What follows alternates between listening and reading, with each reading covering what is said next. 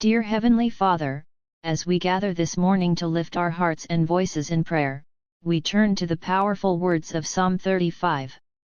Let us reflect on its verses and draw strength from its message of divine protection and justice. Plead my cause, O Lord, with those who strive with me, fight against those who fight against me. Psalm 35:1. In these opening words, we find a plea for divine intervention. Just as David called upon the Lord to defend him against his enemies, we too can seek God's protection in our daily lives. Let us pause for a moment and consider the battles we face, both seen and unseen. Imagine, if you will, a young woman named Sarah. She had recently started a new job in a bustling city, far from her hometown and family. The excitement of a fresh start was quickly overshadowed by feelings of loneliness and self-doubt. Each day, as she walked into her office, she felt the weight of expectations and the fear of failure pressing down upon her. One morning, while preparing for work, Sarah stumbled upon this verse. She closed her eyes and whispered, "Lord, plead my cause. Fight for me when I feel weak and overwhelmed." In that moment, she felt a surge of strength and courage wash over her. She realized that she was not alone in her struggles. Dear friends, is there a battle you are facing today, a challenge that seems insurmountable? I invite you to take a moment now to silently call upon the Lord, asking Him to plead your cause and fight for you. Remember, you are never alone in your struggles. Take hold of shield and buckler, and stand up for my help. Psalm 35:2. Here, we see a vivid image of God as a warrior, ready to defend His children. The shield and buckler represent His protection, a divine armor that surrounds us in times of need. Let me share with you the story of Michael, a high school teacher who had dedicated his life to inspiring young minds. One year, he found himself facing a particularly challenging class. Despite his best efforts, he struggled to connect with his students and maintain order in the classroom. Feeling discouraged, Michael turned to prayer. As he read this verse, he envisioned God standing beside him, shield and buckler in hand. He realized that he didn't have to face this challenge alone. With renewed faith, he asked God to be his strength and guide in the classroom.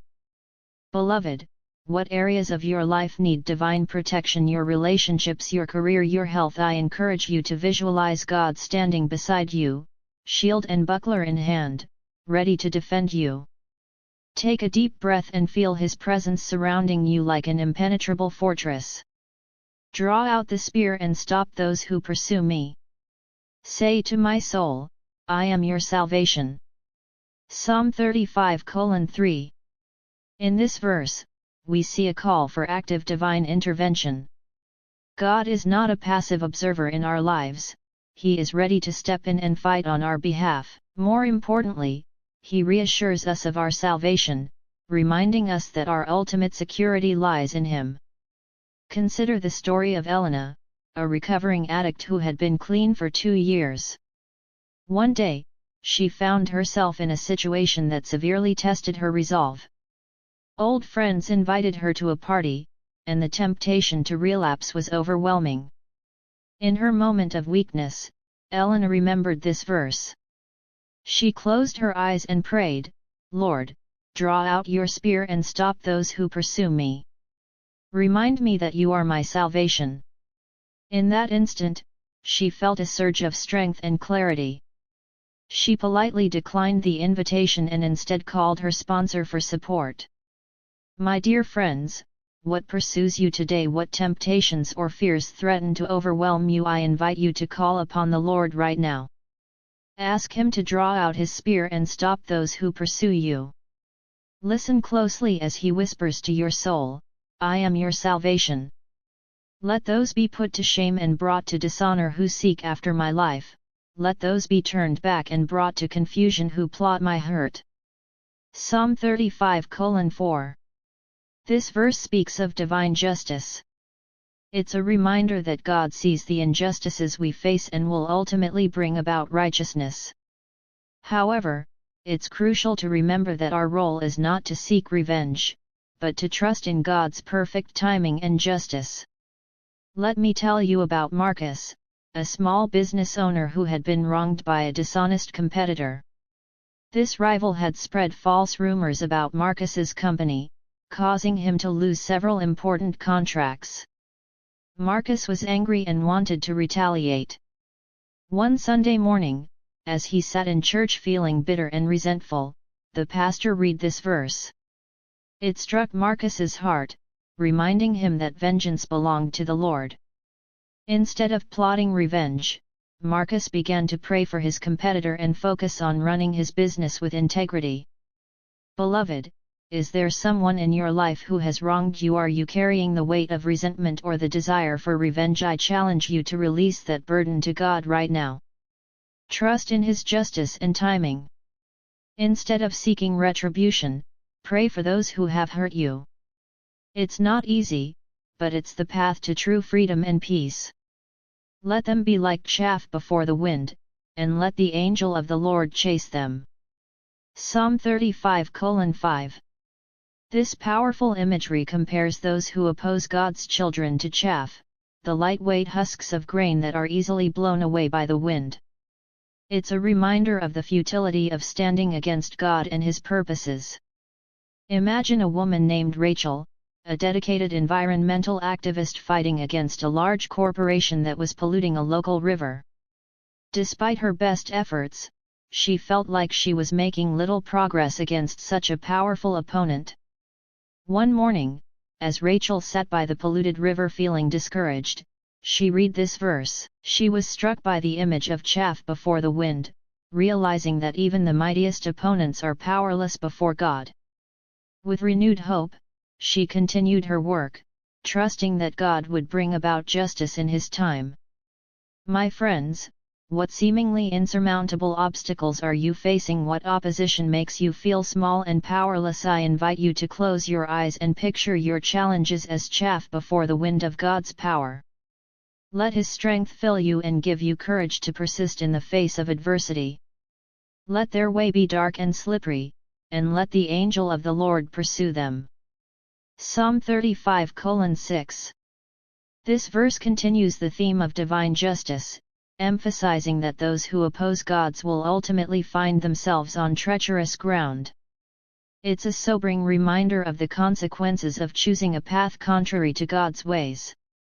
Consider the story of James, a young man who had drifted away from his faith and become involved in a life of dishonesty and deceit. For a while, it seemed like everything was going his way. He was making money and living what he thought was the good life.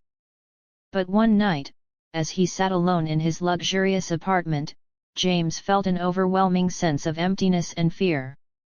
He remembered this verse from his childhood Sunday school classes. Suddenly, he realized that his current path was indeed dark and slippery, leading him away from true fulfillment and peace.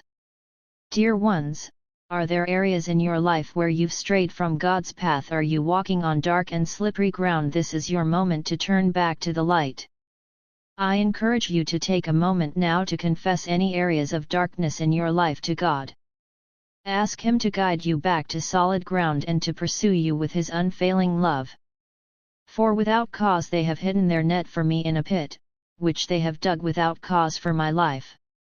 Psalm 35:7. Here, David speaks of the unjust actions of his enemies, who set traps for him without provocation.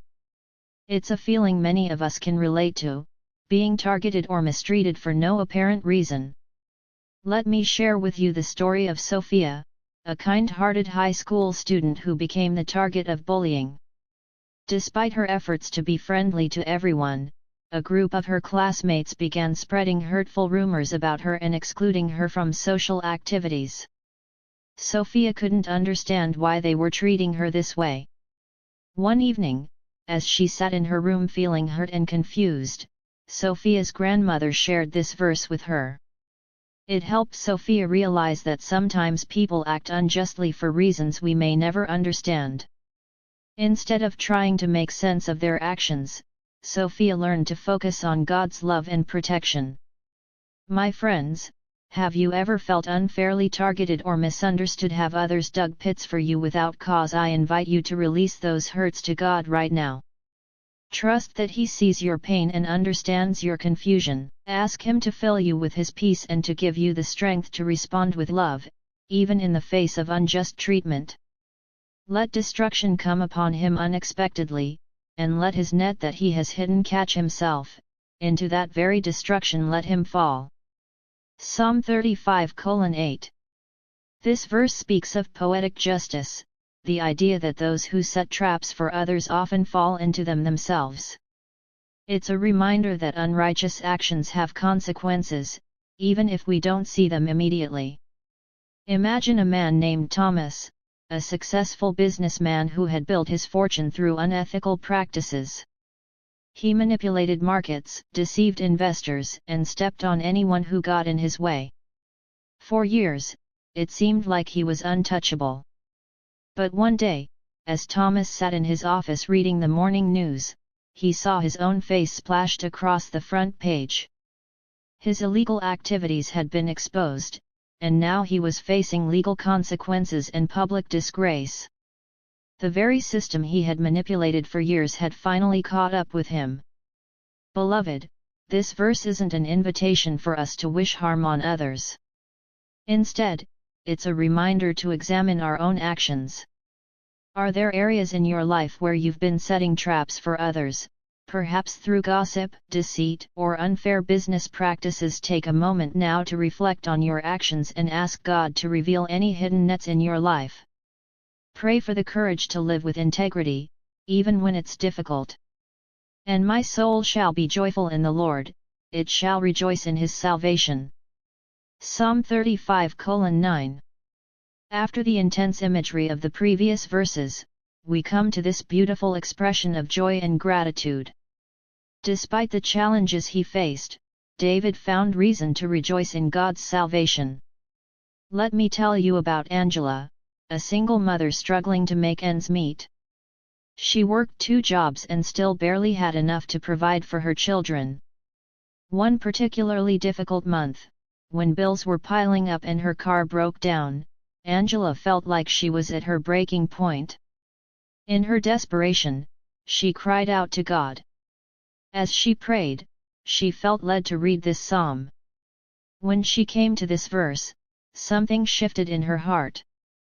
Despite her circumstances, Angela realized she still had reason to be joyful, not because of her situation, but because of God's unfailing love and salvation.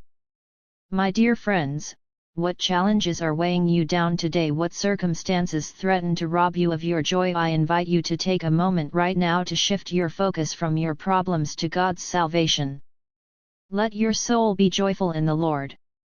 Even if you don't feel it yet, declare out loud, my soul rejoices in your salvation, Lord. All my bones shall say, Lord, who is like you, delivering the poor from him who is too strong for him, yes, the poor and the needy from him who plunders him. Psalm 35:10. This verse paints a vivid picture of wholehearted praise. David's gratitude is so overwhelming that he describes even his bones crying out in worship. It's a powerful reminder of God's unique ability to deliver the weak from the strong, to champion the cause of the oppressed. Consider the story of Liam, a young lawyer who felt called to provide legal aid to immigrants facing deportation.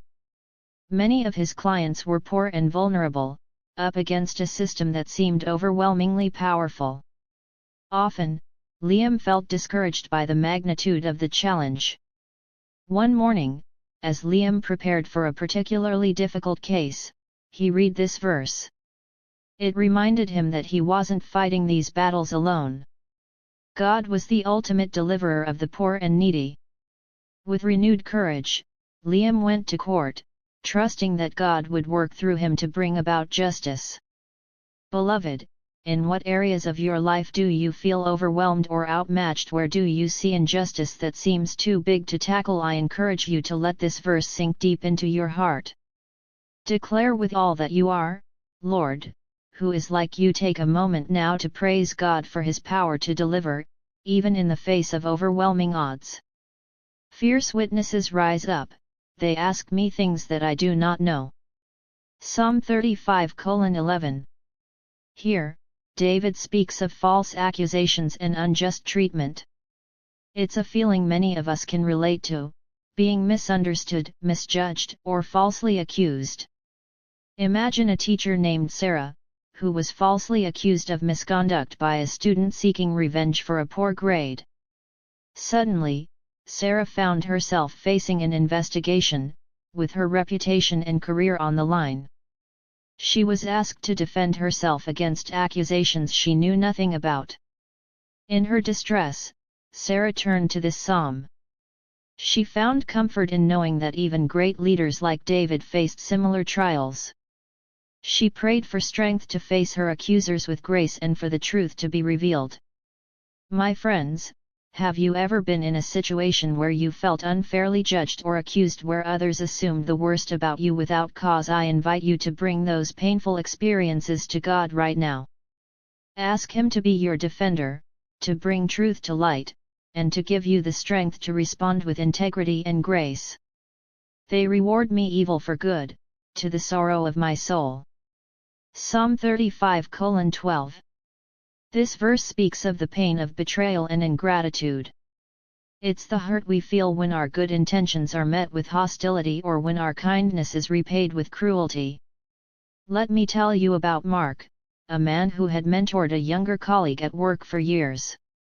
He had invested time and energy in this person's professional development, even recommending them for promotions.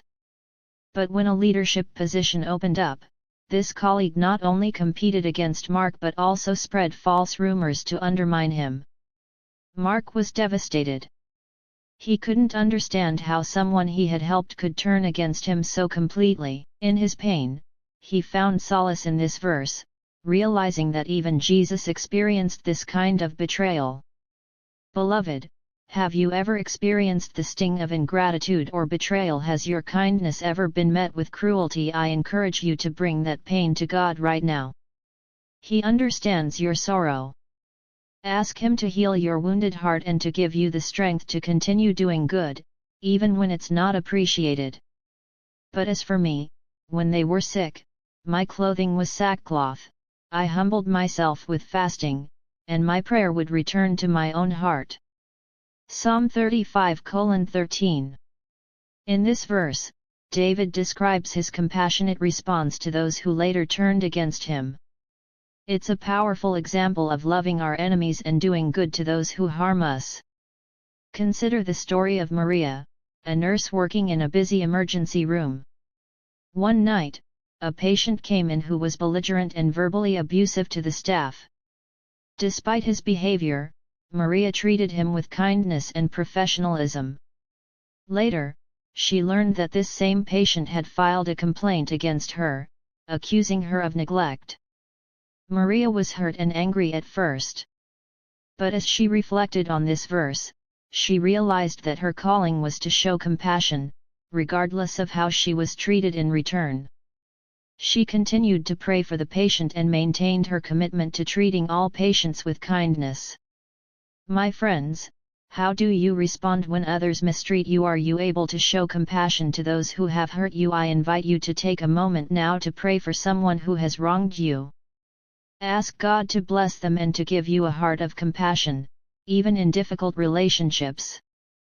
I paced about as though he were my friend or brother, I bowed down heavily, as one who mourns for his mother. Psalm 35:14. This verse continues the theme of showing kindness to those who later became enemies. It paints a picture of deep empathy and genuine care, even for those who may not appreciate or reciprocate it. Imagine a man named Robert, whose neighbor had been causing him trouble for years. This neighbor constantly complained about Robert's children playing in the yard and even called the authorities over minor issues.